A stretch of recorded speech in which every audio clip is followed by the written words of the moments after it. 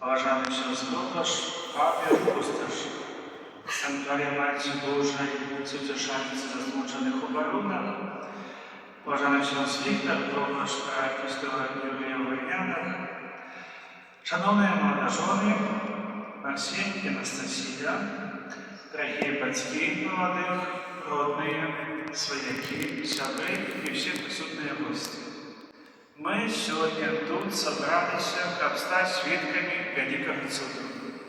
Не просто положено правду, не просто регистрации у небесной канцелярии.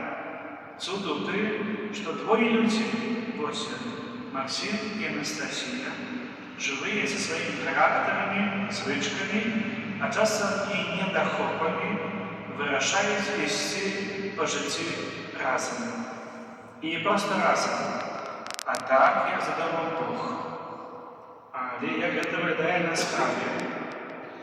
Мы привыкли, что шлюб это про квітки, вину, гости, шампанское, а насамрэч это про то, что починається після того, як гості сходять, про то, что вы застаєтеся удвоих. И раптом разумеете, вчора вы были женихом и невестой, а сьогодні ви муж і жонка. І гэта не завжди страшно. Яшчэ як. Але гэты страх і ёсць пачаткам мудрасці. Святы апостол Павел у пасланні да Эфесцаў кажа, дзіўнае слово кажа, так павінны мужы любіць сваіх жонак, як сваё цело. Хто любіць сваю жонку, любіць самого сябе. Бо ніхто ніколі не меў ненавісці да свайго цела, але корміць і даглядае яго. Вось, і шлюб – это не про тое, каб адзін аднаго перарабляць, а про тое, каб карміць і даглядаць. Заботьцеся з самага пачатку, што вы зможаце зрабіць з мужа ці жонкі таго, якога вы самі сабе придумалі. Не зробіце. Не зможете. Бог дає вам іншого чоловіка, не для того, щоб ви його перекроїли, а для того, щоб ви навчилися любити його таким, яким він є. І ось історія з життя святого Яна Златоустого. До його прийшов один молодий чоловік і поскаржився на жонку. І вона не слухається, і вона лінива, вона не так готується, як моя мама. А Ксьондз біскуп Златоуст спитав, а ти її кохаєш? Тот казав, люблю. А за що ти її любиш? За що ти її кохаєш? Ну, вона прихожая, а праз 20 років, коли пригожусь пройдзе. Молодець чоловік задумався. Златоуст тобі сказав, коли ти любиш тільки за пригожость, або за те, що вона добре готує, то твоє кохання помре. Як тільки зміниться конечність. Коли ж ти любиш її душу, як ту, яку Бог дав тобі для вирятування, тоді ваша любов буде рости. Навіть, коли ви обидва будете старими і немогими.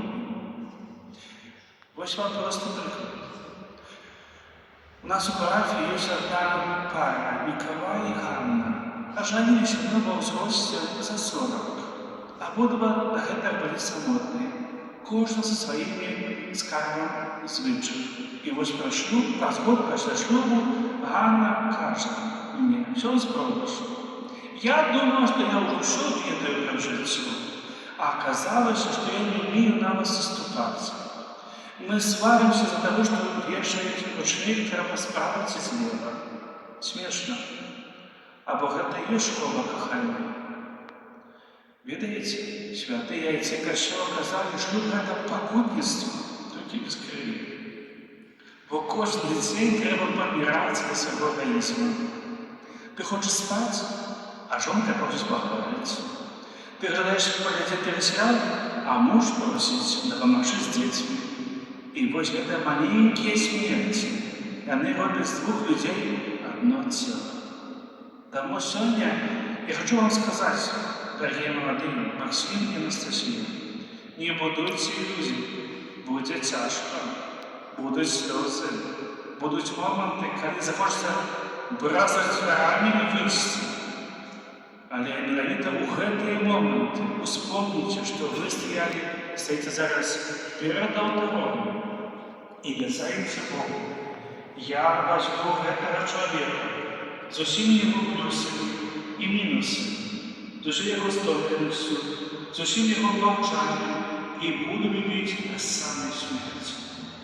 І Бог дасть вам силу, і Он дасть вам, не дасть вам Бог легкого життя, але дасть вам мир у серці, коли будете просити у Бога.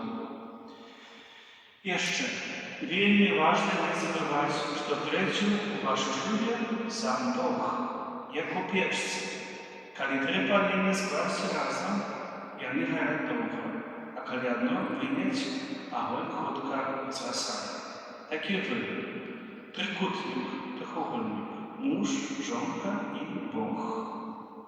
І Бог самим стоїть. Коли ви молитесь разом хоча б 5 хвилин вечором, коли ви разом йдете в костел у неділю, коли ви просите Бога пробачення один з одного, тоді ваш дом не витихнеться, а стане глибшим. Шлюб у костюлі – це не фінал, а старт. Старт дивного подорожжя, де ви будете вчити любити так, як Христос полюбив костюл. Це значить до кінця, без умову, охотно віддавати життя за інших. Учить так пафосно, а насправді просто взяти на себе його стомленість, її головну боль, його древний настрой, її кривдливість. Сьогодні ми чули Євангеліє, міновито весілля в Кані Галілейській. Зуважте, це не був Єсус і була Марія. І міновито Марія заступилася за молодих, попросила у Єсуса допомогу за суд. І тому треба запрошати Бога кожен день у своє життя. І Єсуса, і Марію. І хай ваше серце не тим малим костюмом, де панує мир, а не війна, де дарують, а не пам'ятають зла, де кожен день починається з подяки Богу за те, що ведеш один одного. Будьте щасливі. І нехай вас Бог благословляє, а Матір Божа нехай заступається за вами і умацовує кожен ваш сімейний дім. Собі ласка.